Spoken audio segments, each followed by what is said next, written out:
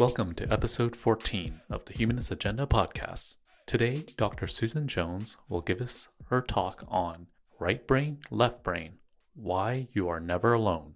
We have heard the idea that the two halves of our own brain do different things and that we could be right-brained or left-brained. Professor Jones will present current research and the latest findings on this topic. Now, on to the talk. Okay, thank you for coming out for this. So we've seen this one, and we're looking at the brain from the top down, and there are two hemispheres, and they are connected by something called the corpus callosum, which is a bundle of fibers that connects the two sides of your brain so that they work together, sending information back and forth across that little gap in between them, okay? And you don't notice that you have two hemispheres because they seem to work so seamlessly together. I'm starting with Wilder-Penfield, which is because you may recall seeing Wilder-Penfield on television in the sesquicentennial. He was one of the great Canadians that was featured in ads throughout the year. And he is a great Canadian, although he did start out an American. And he is known in both the fields of neurosurgery and neuroscience as a very creative, brave, and ultimately influential scientist. Okay, so here he is, and he was in Montreal. He was at McGill and at the Neurological Institute there, and we're going to talk just a little bit about what he did. This is the ad you saw. There was a patient lying on a bed in surgery, and she says, "Burnt toast, Dr. Penfield. I can smell burnt toast." Do you remember that? That was about the surgical technique that Penfield came up with, which we'll see in the next slide, okay? But he was a great and innovative surgeon, as I say there. He was famous in medicine for pioneering a particular approach to brain surgery, which no one had really done before. And he's also famous in neuroscience for pioneering a technique to identify what the different areas of the brain are actually responsible for. He's particularly famous for doing two areas of the brain in great detail, and you see them there, the motor cortex and the somatosensory cortex. And just very briefly, you have in each hemisphere this deep kind of fissure down the middle of the hemisphere, more or less, and ahead of that fissure is a band of tissue that is given over to sending orders out to the muscles of your body to move in various ways. And then on the back side of that fissure is the somatosensory cortex, which is not all of your senses, but where information from mostly your skin arrives in the brain from the different parts of your body so that you feel touch, okay? And also information from some of your guts as well. And he found out how those areas were laid out with a kind of interesting technique that we'll see in a second, okay? So the human brain is, by most accounts, the most complex thing we know of in the universe.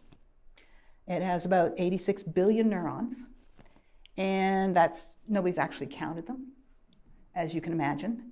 But it's kind of an estimate from taking little chunks of brain and counting the number of cells in that chunk, and then extrapolating to the size of the brain. So lots and lots of billions of neurons with all kinds of connections amongst them, making all kinds of systems. So you can imagine the number of different ways you could connect 86 billion neurons. Very complicated. It's not really well understood for that reason, although the general principles are, as I said, okay?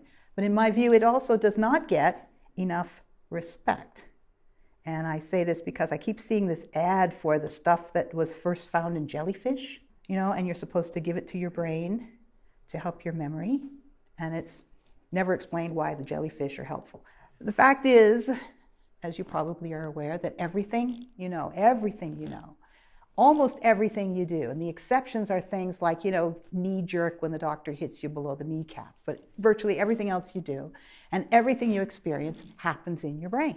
When you think that your foot is hurting, your foot is sending information to your brain, and your brain is interpreting that as pain in your foot, but the pain is in your brain, okay? So everything's in the brain. And in fact, I would say that it's reasonable to say that you are your brain. Your brain isn't just a piece, that you give medicine to. It is you, and the rest of your body is your brain's equipment. So it's very much like we would think of a robot and not find that surprising at all, that you have a robot, it's got a computer in it somewhere, the computer does all the calculations and comes up with the programs for moving the various parts of the body, and they move on various kinds of, with little machinery in there, and that is essentially the same as the human. So we have a computer in our heads riding high up on this equipment, but it took people a long time to figure this out. And so for a very long time, and including into the present day, the present day, major cultures took the heart to be the home of all these things. So, you had a spirit that was in your heart. Physical activity is regulated by your heart. Intellectual activity, moral activity, especially emotional activity. We still have that idea around.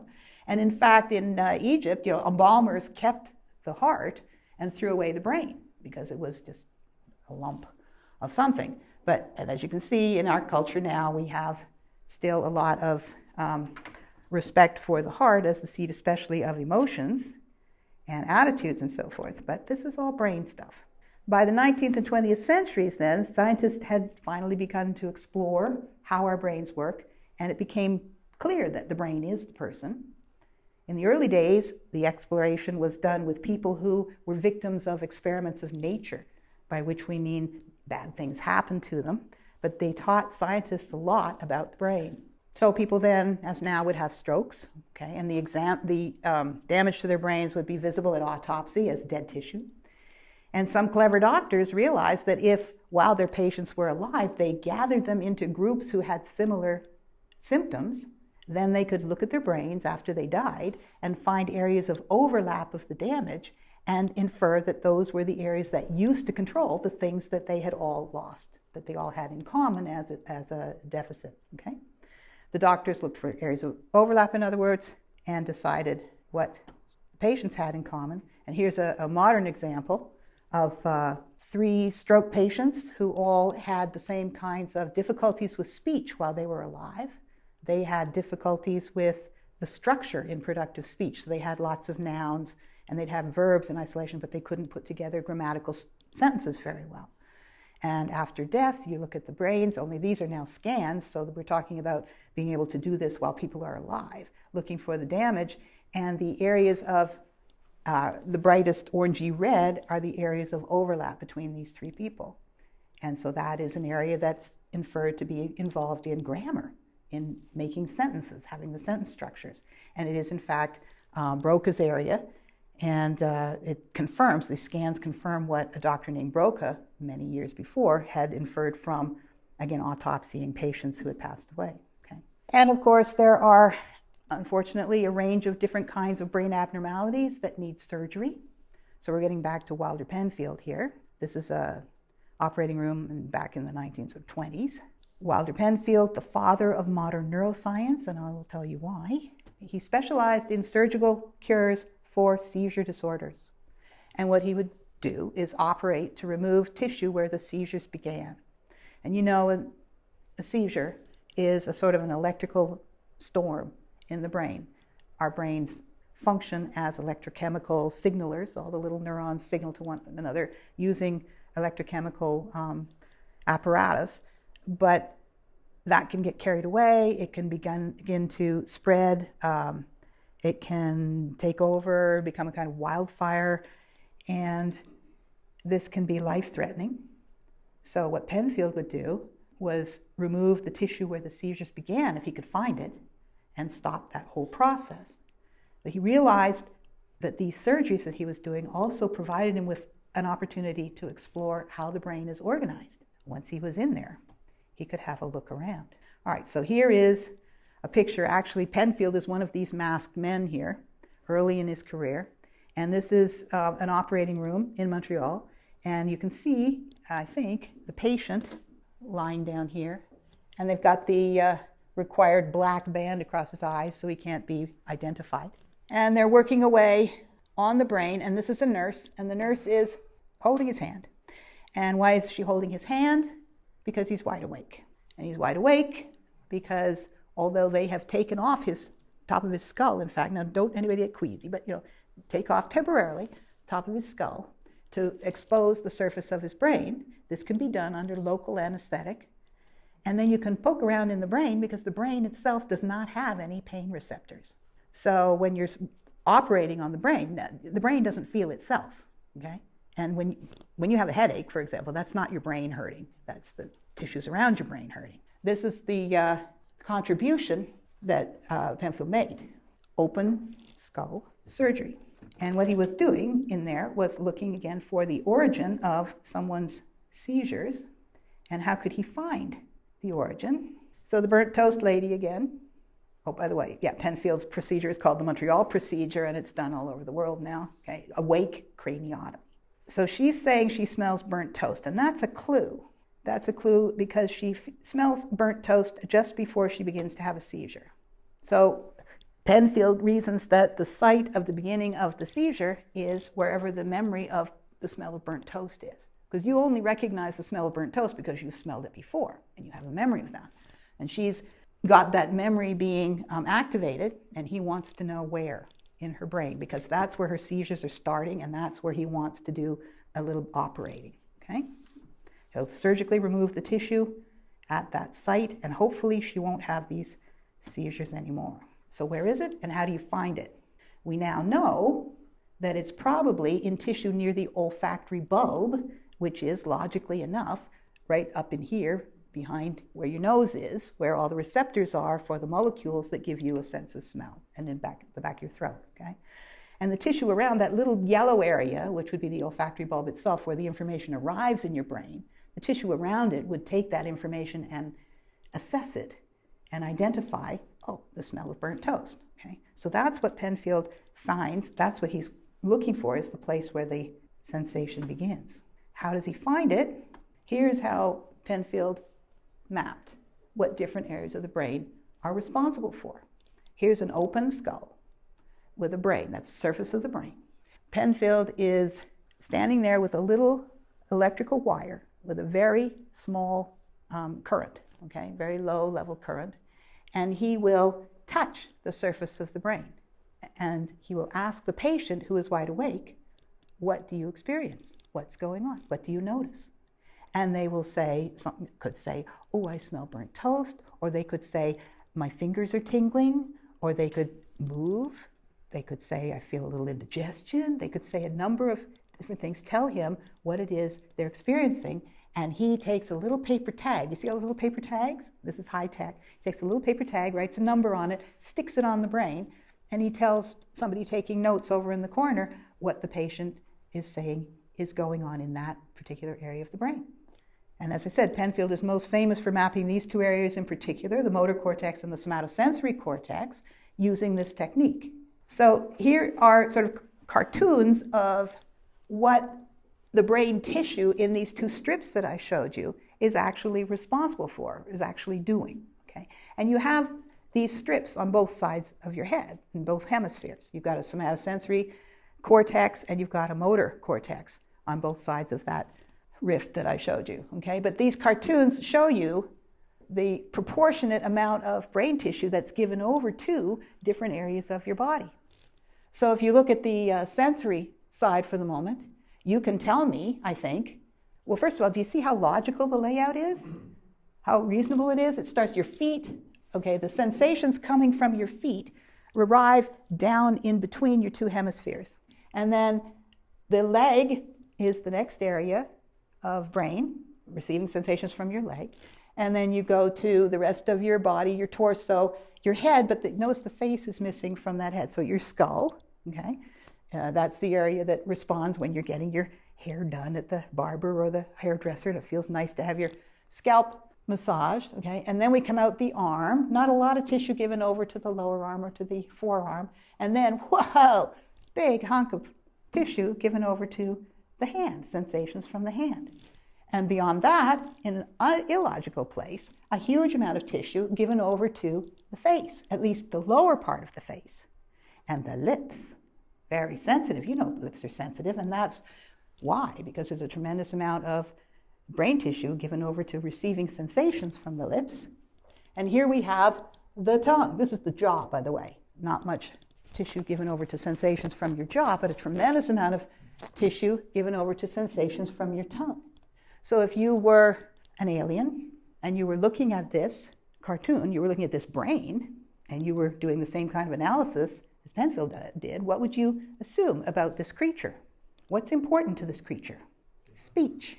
Absolutely. Language. This brain has so much tissue given over to the lower part of the face and the tongue because of language. So our brains are tremendously committed to language.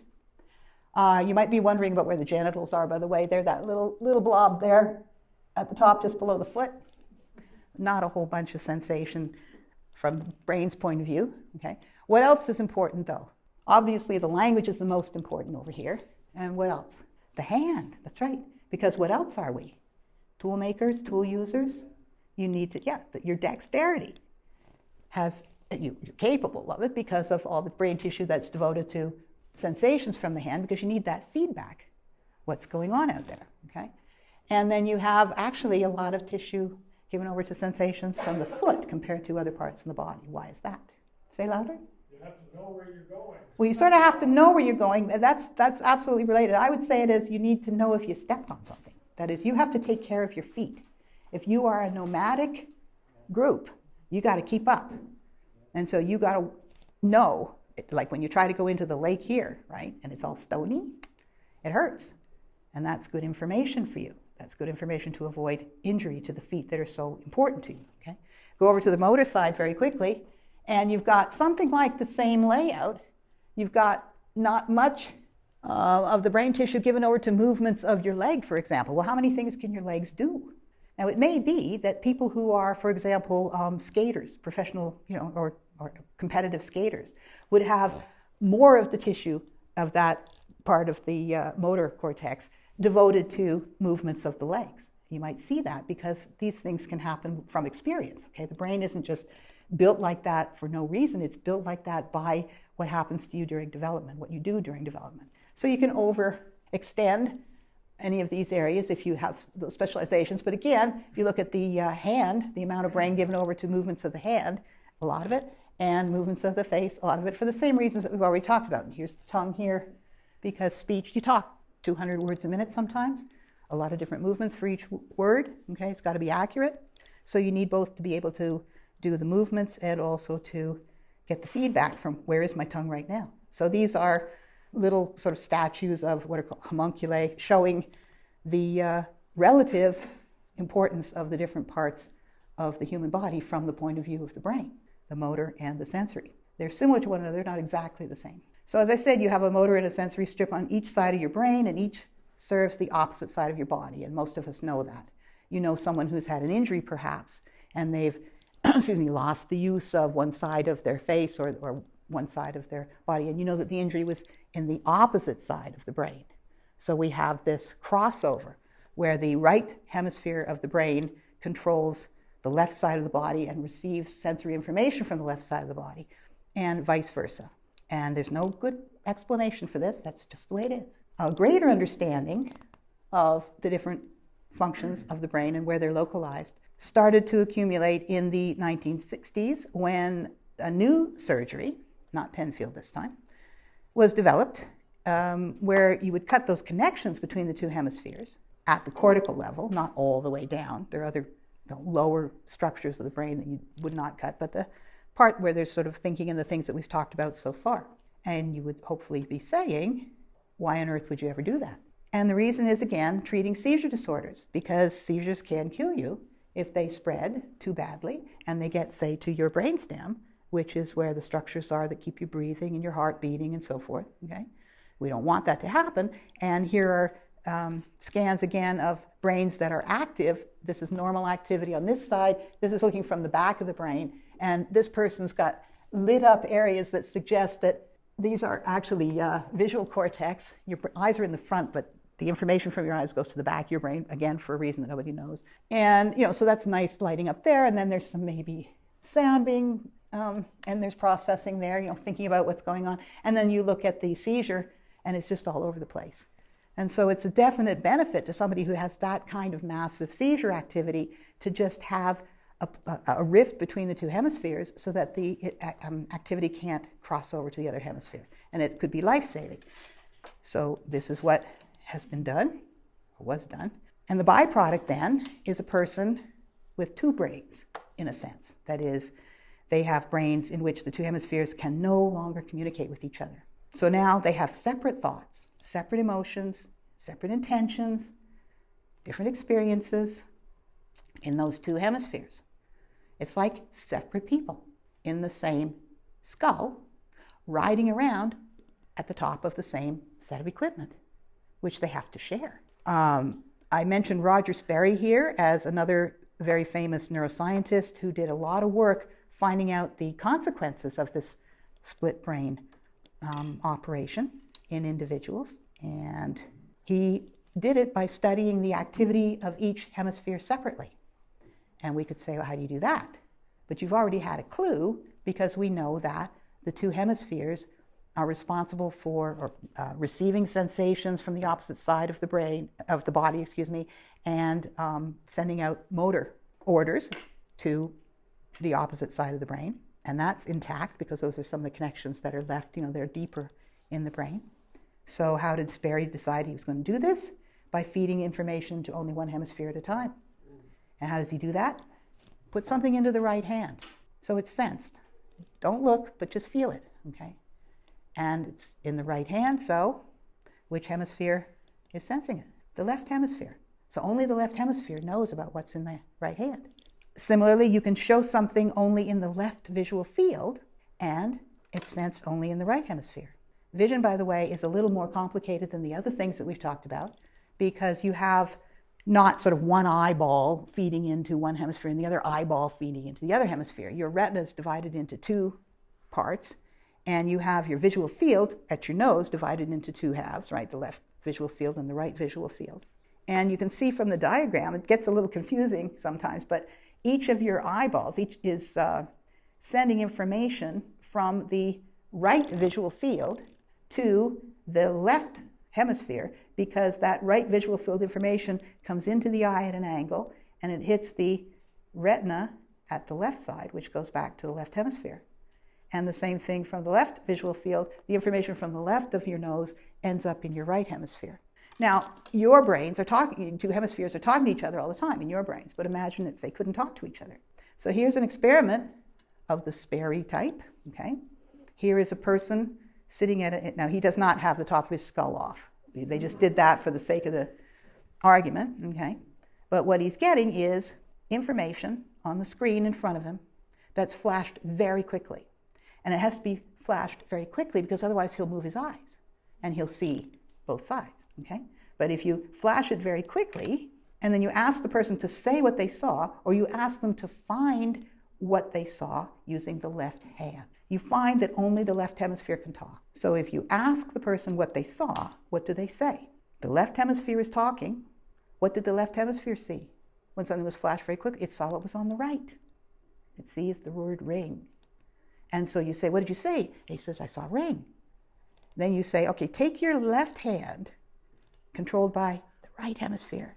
If you ask, the right hemisphere will never answer that it saw key, okay? But if you say, take your hand, put it under the screen there and feel around, see if you can find what it was using your left hand, they come up with the key. After years of testing of a relatively small number of people, but over and over again, who had these separated hemispheres, it's clear that there are some functions that are much more strongly represented in one of the hemispheres than in the other. So I've already said language, that is spoken language. And people will say, well, there's only language in the left hemisphere. That's not really true, because he could find the key. So there are language abilities on the right side as well, but the right side has no access to your speech apparatus. So it could understand the word key and other simple statements. It's not really good at highfalutin language. So the left is considered to be the hemisphere that's primarily responsible for language, spoken and written language especially. Numerical and scientific skills turn out to be more left side. The ability to use and understand sign language would overlap with other language, spoken language, that's also there. And in general, reasoning is more prominent on the left side of your brain, okay? The right side, you see music, you see artistic awareness, more represented. Again, these are not exclusive. It's just that it's stronger in the right hemisphere. Space and pattern perception, the recognition of faces and the emotional content of the expressions of people's faces, and emotional information in general. the emotional content of language as well as the emotional content of faces. And also then generating mental images, like trying to remember, like a map-like picture of where you're going, things like that. That would be more right hemisphere, okay? So the two hemispheres are not the same. And these differences have been caricatured like this, with the left hemisphere being the sort of dull nerd, and the right hemisphere being the exciting, interesting, emotional, artistic side of you.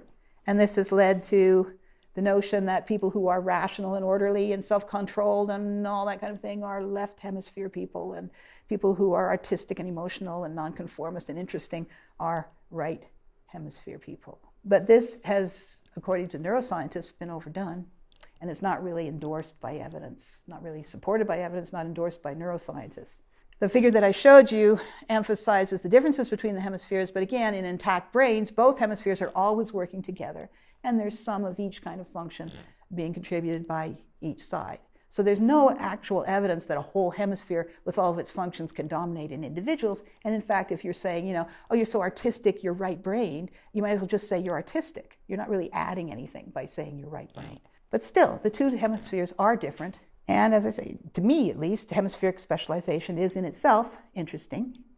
But equally interesting is another point that the split brain findings seem to make about how our intact brains function every day. But it is common for scientists as well as people who just are interested in this kind of thing to emphasize the fact that the two hemispheres do work seamlessly together, and you're very much unaware of having two hemispheres.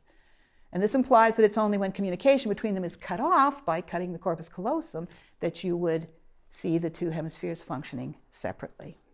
But if we look at the after effects of surgery for the split brain patients, and Sperry, the guy that I showed you before, he was very interested in studying their consciousness. He concluded from his studies that both hemispheres, when separated, independently exhibit consciousness. That is, they each independently are aware of the self, they're aware of the mind and the world, and they each separately have the intention to take action. What evidence do we have?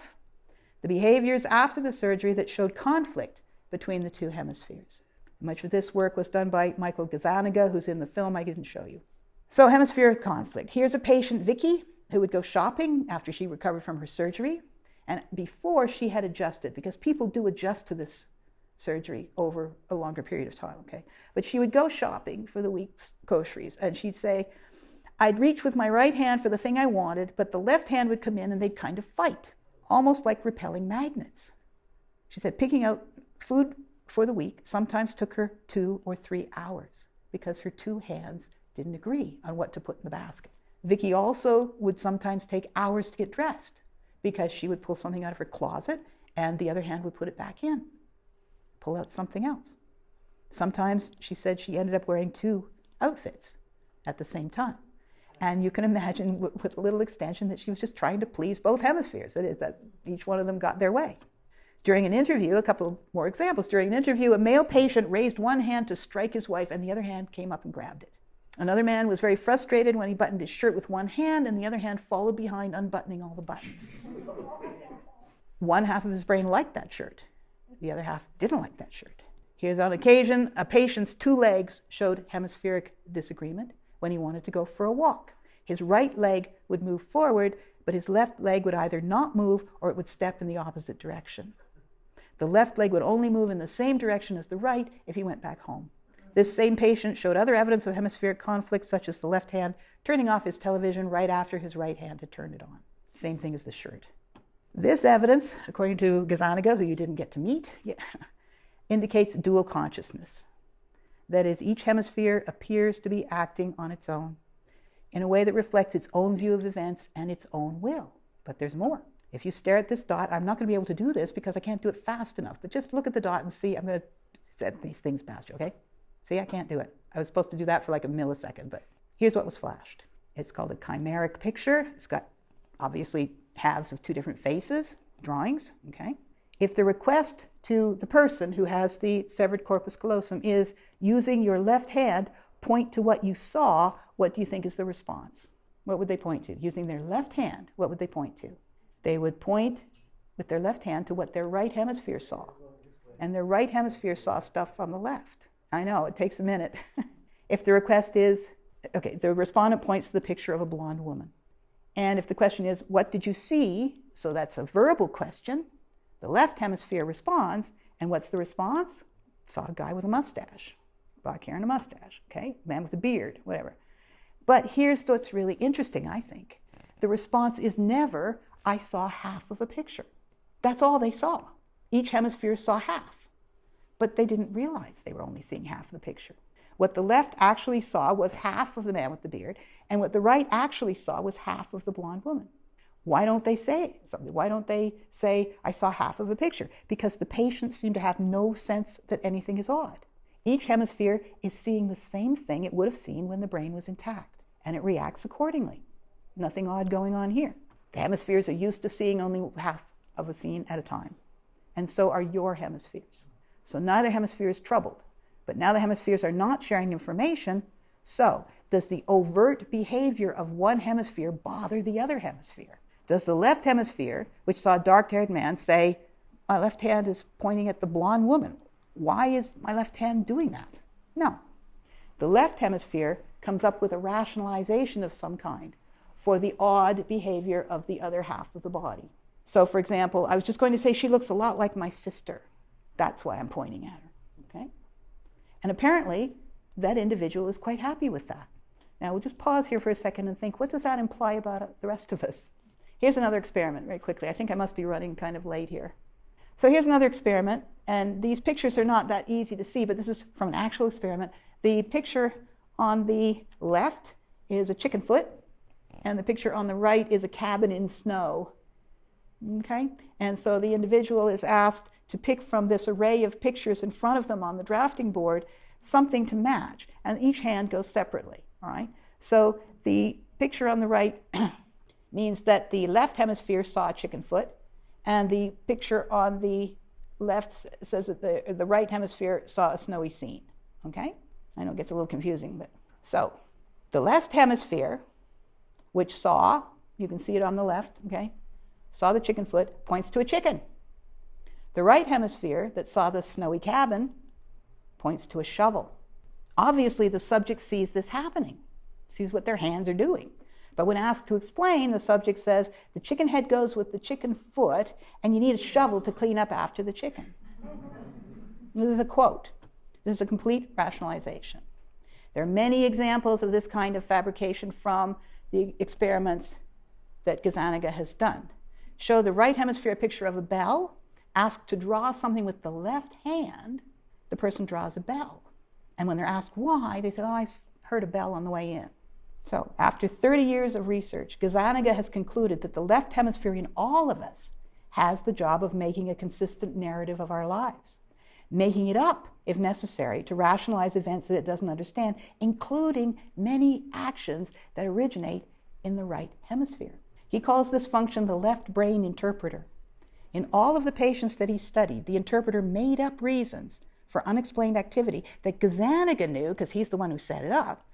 He knew these actions were actually controlled by the right hemisphere. And again, the patients didn't seem to notice that anything was odd, which suggests that they've been doing this kind of thing all their lives, even before their surgeries, which suggests that we've all been doing this kind of thing all of our lives. And this makes sense. The interpreter that Gazzaniga is talking about was not created by the surgery. It was just revealed by the surgery. And here, by the way, is a book that I think is potentially very interesting. I haven't actually read it, but I just found it. Okay, Who's in Charge? Free Will and the Science of the Brain by Michael Gazzaniga.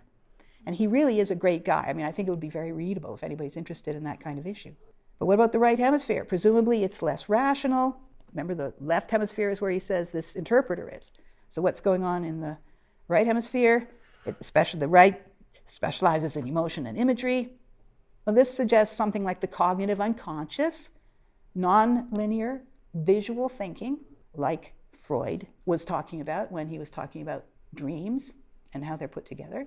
So I went and had a look in the literature, and sure enough, we see that during REM sleep, right, rapid eye movement sleep, which is when you're dreaming, there is, in particular, right frontal hemisphere, frontal lobe, lateralization activity, and right lateralization in occipital activity, which is vision. So the right hemisphere is doing a lot of work when you're dreaming, with nonlinear thinking and with visual imagery. So it seems we all have two separate brains.